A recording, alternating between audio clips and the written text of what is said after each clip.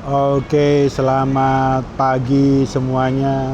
Selamat datang di Jakarta Selatan ini, pojokan.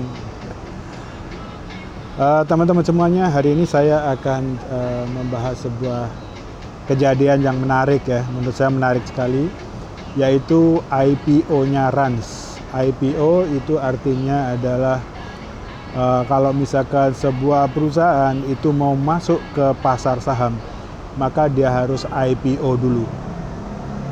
Nah, kenapa ini menarik? Ini adalah mengenai sebuah perusahaan yaitu milik Raffi Ahmad.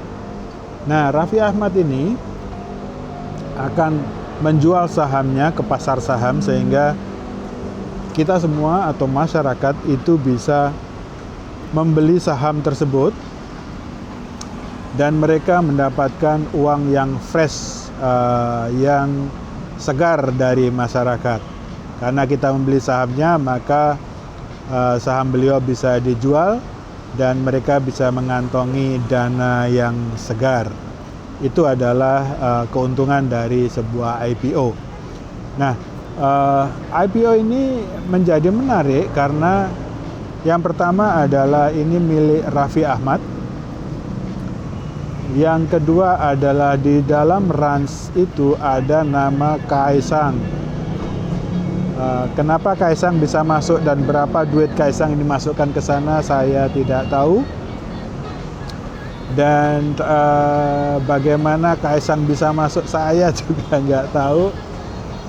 Duitnya dari mana buat masuk ke sana waktu itu saya juga nggak tahu. So kita udah langsung sepakat aja bahwa Rans ini adalah milik Raffi Ahmad dan Kaisang. Oke, itu yang pertama ya. Nah, yang kedua adalah tentang harga beberapa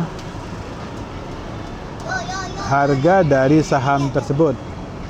Yang pertama adalah dari beberapa expert di bidang saham menyatakan bahwa harga Rans tersebut itu adalah mahal. Mahal itu bagaimana? Mahal itu begini. Jadi teman-teman, kalau dari segi valuasi yang ada, valuasi itu adalah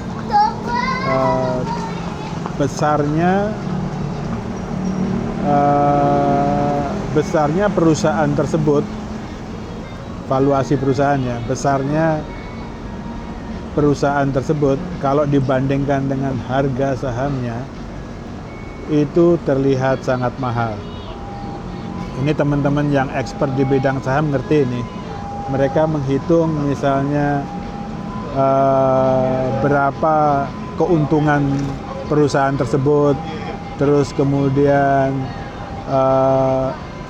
berapa seharusnya perusahaan tersebut kalau misalnya dijual ke masyarakat. Nah, IPO saham Rans ini itu akan jauh lebih mahal daripada yang seharusnya. Intinya begitu. Mereka menghitung PER-nya, PER ya, berapa kali lipat. Jadi kalau misalnya valuasi saham saya 100 juta, saya mungkin jual ke masyarakat itu nggak 100 juta teman-teman, tapi lebih dari itu. Dan di Rans ini kalau nggak salah sampai 30 kali lipat. Kalau harganya 100 juta itu saya jual kali 30 ya, jadi berapa itu? 100 juta kali 30 miliar, 30 kalinya lah gitu untuk saya jual ke masyarakat. Padahal keuntungannya itu ya tiap tahun terus menurun. Jadi ini adalah IPO yang cukup mahal. Udah berkali-kali saya bilang ini mahal. Kalau kamu nggak ngerti ya sudahlah ya. Nah, masalahnya adalah apakah ada orang yang mau membeli? Teman-teman semuanya, kita harus melihatnya secara general ya. Maksudnya kita melihat ini sebenarnya harus kita melihat secara utuh ya. Yang pertama, kenapa dia berani menjual mahal, dan yang kedua adalah apakah ada yang mau membeli kalau misalnya semahal itu. Oke. Pertama adalah pertanyaan adalah kenapa mereka menjualnya sekarang?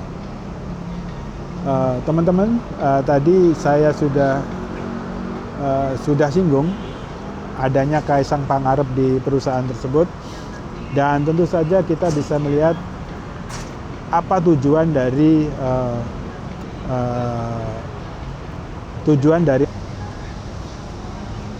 Oke, pertanyaannya adalah teman-teman, apakah ada yang mau membeli? Kita kembali ke pertanyaan tersebut.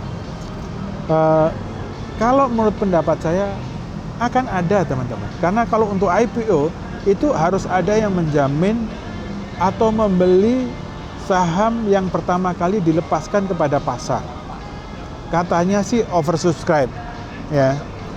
Artinya apa? Artinya sudah ada orang yang memesan banyak sekali, lebih dari yang ingin dilepas di pasar. Kok sebodoh itu ada orang mau membeli, ya? Kalau kita bilang quote unquote, kok sebodoh itu orang mau beli begitu mahal? Teman-teman semuanya, di satu sisi kita harus melihat ini ada Raffi Ahmad di situ, di mana kita Raffi Ahmad itu adalah orang yang terkenal, sehingga nama Raffi Ahmad ini menjadikan satu namanya juga selebritis, ya. Orang-orang yang termehek-mehek dengan selebritis tentu saja mereka ingin membeli. Itu satu kelompok masyarakat yang bisa saja dari situ. Tapi kalau misalkan saya sendiri pribadi itu melihat bahwa kemungkinan besar yang akan membeli itu adalah dari teman-teman konglomerat atau oligarki yang mau membelinya karena mereka mau membantu Kaisang, membantu Jokowi secara langsung itu nggak bisa. Jadi salah satu caranya membantu Jokowi dan geng Solo itu ya dengan membeli Rans ini.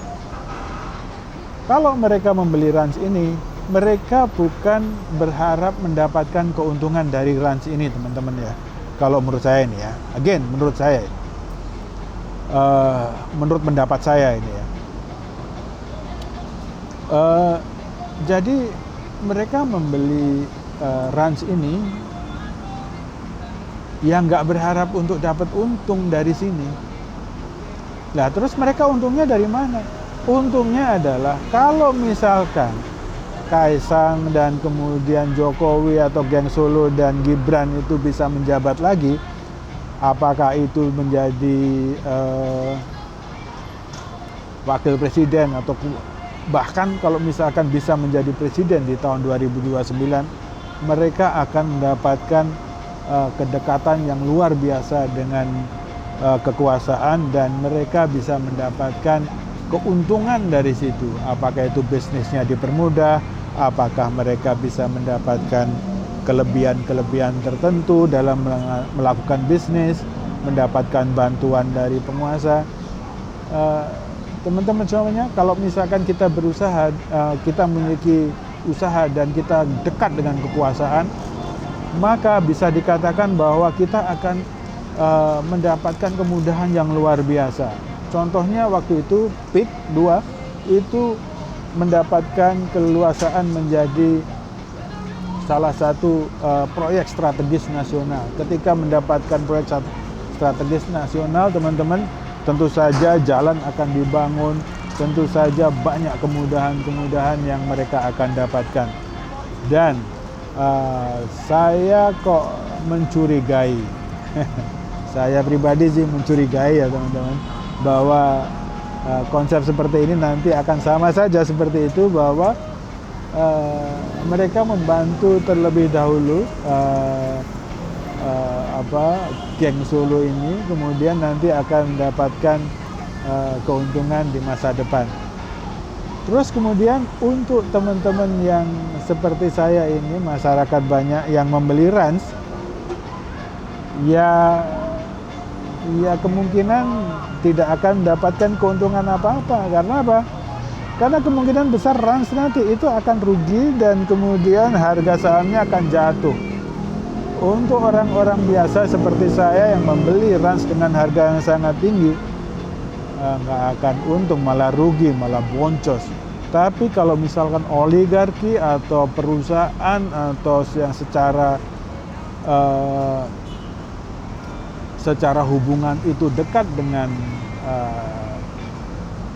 geng Solo ini, Jokowi ataupun Gibran, bagi mereka nggak masalah itu harganya jeblok. Mereka untungnya bukan dari si itu. Nah, itu menurut saya. Jadi intinya adalah ketika Rans nanti IPO, maka tetap saja akan sangat sukses. Bukan karena saya dan Anda yang beli. Ya, tentu saja adalah yang beli karena ada namanya Raffi Ahmad di situ yang kita lulukan sebagai selebritas. Tapi kebanyakan mungkin adalah dari perusahaan-perusahaan yang ingin dekat dengan keluarga Jokowi. Tentu saja ada deal-deal di belakang itu, saya nggak tahu kalau misalkan memang ada. Tapi yang jelas mereka berpikir sangat panjang. Pembeli dari saham Rans ini berpikiran sangat panjang untuk mendapatkan keuntungan yang bukan dari saham tersebut, tapi dari kedekatannya dengan penguasa. So it's a little bit gambling for them. Kalau mereka berkuasa, mereka akan dapatkan keuntungan yang sangat banyak. Tapi kalau tidak berkuasa, ya it's okay, part of the business, guys. Untung rugi, dan menurut saya kerugian yang dialami karena Rans ini kalau mereka tidak berkuasa itu sudah dihitung, dan itu bukan satu hal yang besar bagi mereka. Kalau bagi kita yang beli terus kemudian boncos, ya setengah mati. Mungkin itu yang ingin saya sampaikan, teman-teman, pendapat saya tentang kenapa Rans mau IPO dan siapa yang akan membeli atau calon pembelinya. Again, ini adalah pendapat pribadi, bisa salah bisa benar. It's up to you untuk melihatnya dari sisi kacamata mana, terserah saja, tapi itu adalah pendapat saya. Oke, sudah sampai di sini saja apa yang saya sampaikan. Mudah-mudahan bisa menjadikan pertimbangan-pertimbangan ketika Anda mau membeli IPO Rans atau sahamnya Rans tersebut. Thank you. Bye.